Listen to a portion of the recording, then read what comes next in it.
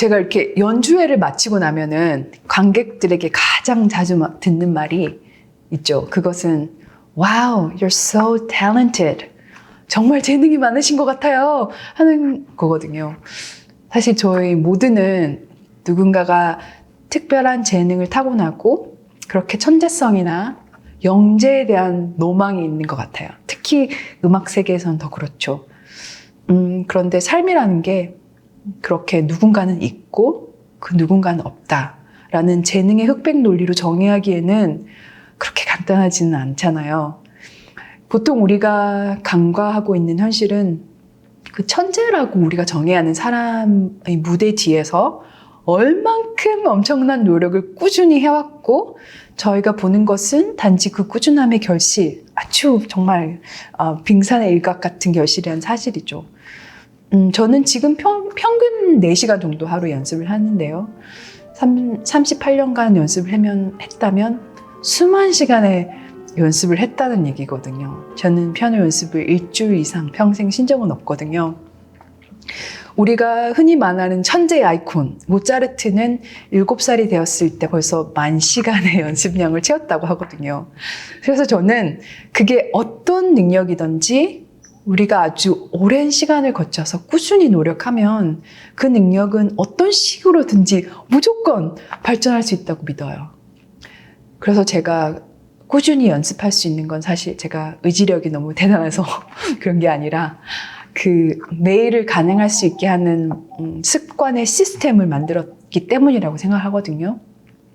그래서 제가 어떤 것을 하고 싶은 어떤 게 있다면 그 결과를 가능하기 위해서 오늘 그리고 지금 나는 매일 어떤 것을 하고 있어야 하는지에 대한 시스템의 질문을 하거든요.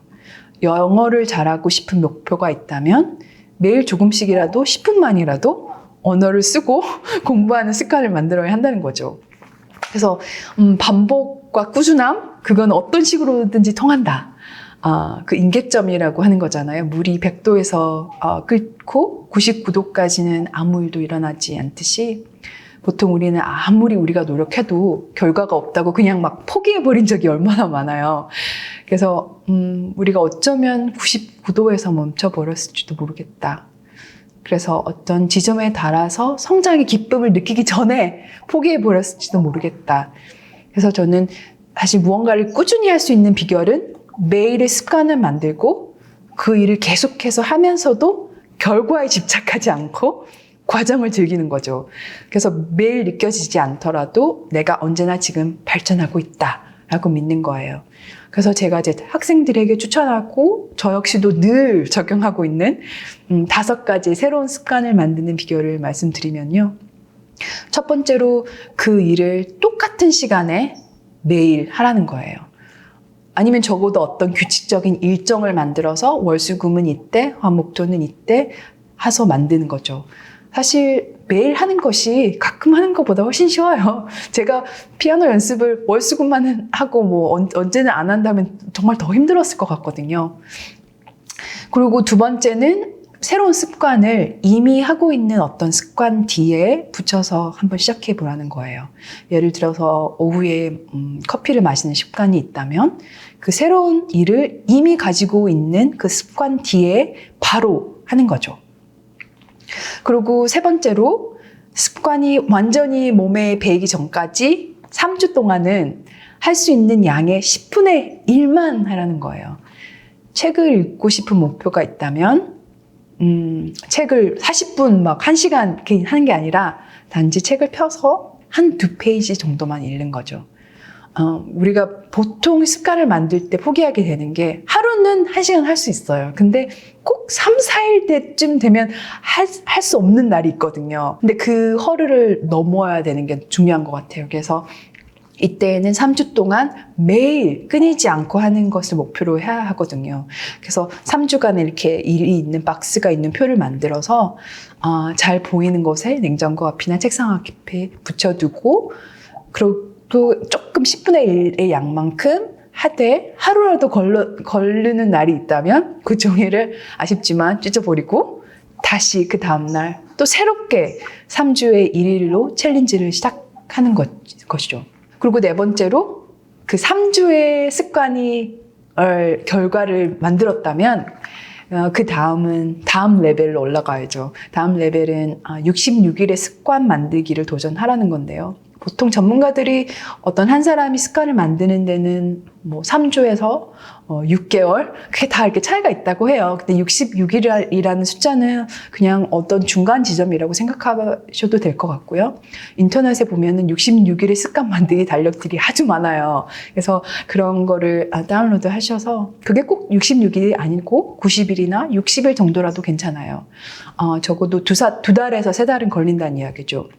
근데 저는 그런 스트럭처가 좋거든요. 66일. 딱딱 떨어지는 그런 느낌?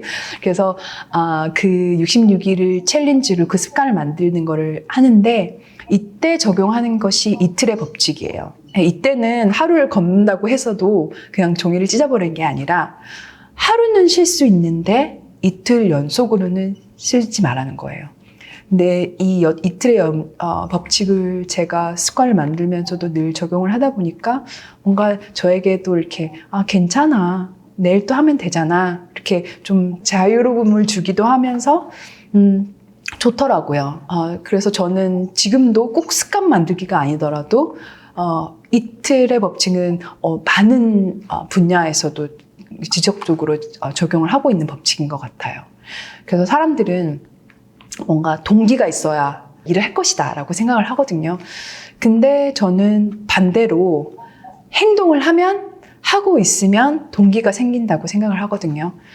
그래서 동기가 생길 것이라는 감정에 집중하면은 그게 왔다 갔다 해요. 저도 피아노를 사랑하는 사람이지만 어떤 날은 피아노 연습하기 싫어요. 그건 감정이거든요. 근데 그 감정만 이끌어 가다 보면은 저는 꾸준히 못했을 것 같아요. 근데 저는 이미 피아노를 사랑하는 사람이라는 거에 결정이 끝났잖아요. 그러면은 제 감정이 무엇이든지 간에 일단 피아노 앞에 앉고 그게 습관이죠. 쉽게 피아노 앞에 앉게 되면 또 하고 있으면 또 좋거든요. 그래서 일단 이 일을 하고 싶은지 하고 싶지 않은지에 대한 생각을 하지 말고 일단 움직여라는 조언을 드리고 싶고요. 그리고 인생에서 뭔가 중요하다고 믿는 게 있다면 내가 이거를 말로 하고 있나? 감정으로 느끼나를 물어보는 게 아니라 내가 지금 행동으로 표현하고 있나? 그걸 한번 물어보셨으면 좋겠어요.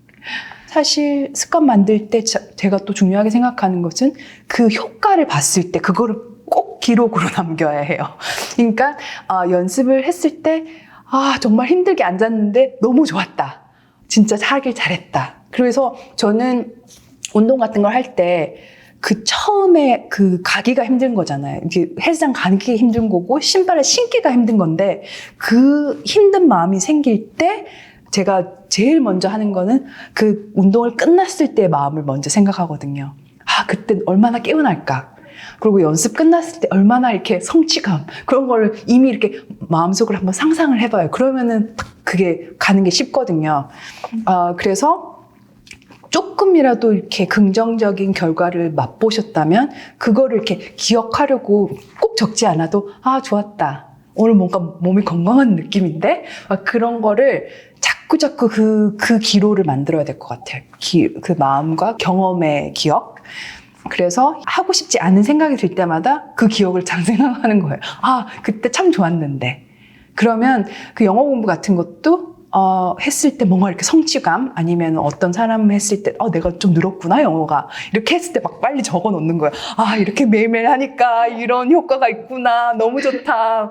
하다못해 친구랑 얘기를 할 수도 있고요.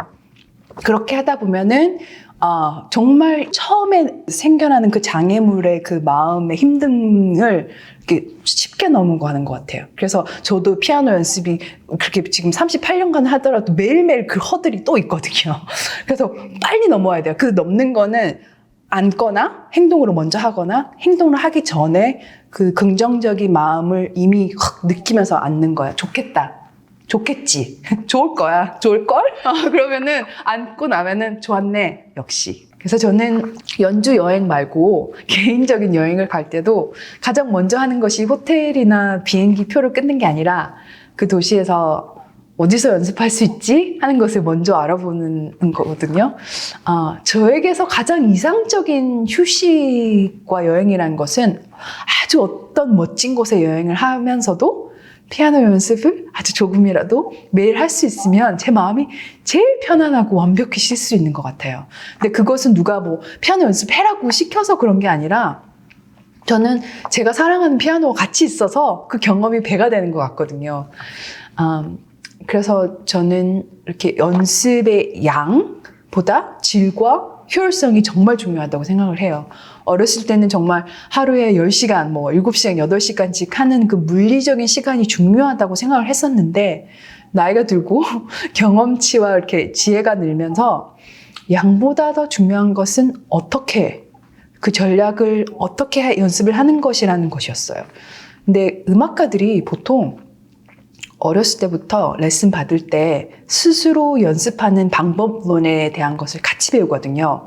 이렇게 운동선수로 비교하자면, 저는 운동선수이면서 또 매일매일 자신을 훈련해야 하는 것을 이해하고 계획하는 코치이기도 한 거거든요. 그래서 보통 하루 연습을 하기 전에 연습 일지 공책에다가 오늘 나는 연습을 무엇을 할 것이고 그 어려운 부분을 어떻게 연습할 것인가에 대한 계획을 적고요.